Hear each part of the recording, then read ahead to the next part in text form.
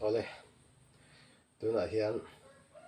kan tlang wal chhuat tir vela kan la du em di fam nu ti la Ruati Liankhum mina sakhi kan mu fuwa hi fakte te le midang de pon lo sa fowa maro chu Ruati Liankhum sakhi amoi katia au pek dante tin tempo te alung run min kan ria sak dan hi an thlir hovila kan duwa atla hian chun soi vak katum lova amaro chu kan tle rol chua te kan tlang wal chua chho tir khan tem pading anen hian kan lo zan thlaenga kan lo sak pui ve chim thina he la di fam nu hi te kan ngai thlak thakin karil ruwa aron oma moi hi kan la tir ringa than ron enga di fam nu an sak to hian chon chhor tla puin engan i lo en le han ti te la tong kan la ton lo ma ni sela kan feel ve vong vong thin akha lo ni boka tuna ngai thla chun zo mila chu ti rol chuan a hla ai chu soi vak katum lo ngai thla deuh top mai don nia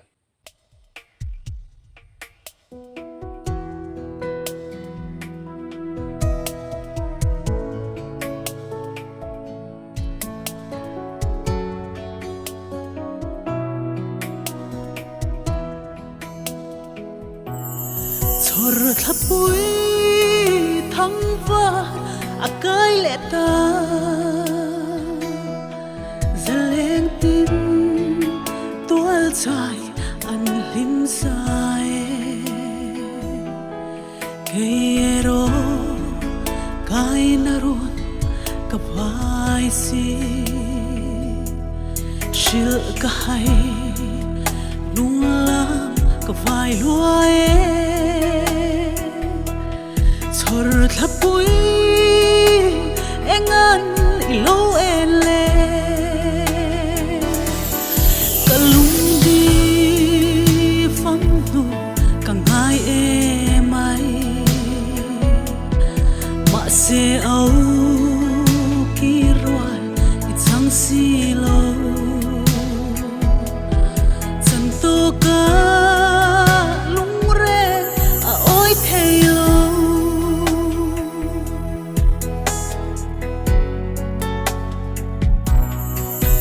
na chuan moi lo min kadine mangai na par kan tla tunai ro i chua pui si lo nun ko har ara vai nan song chor thapui heliam to mai ro kalung di fam nu kangai e mai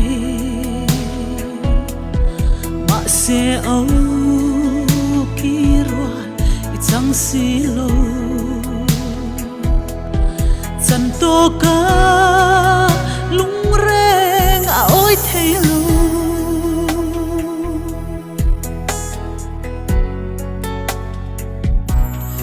san khua lút lai chaval dang ten dirunan bele nui hiawin kei ero kai narun kavai si shil kai lung lam kavai luai kadi loki le mai ro kalung di fam nu kangai e mai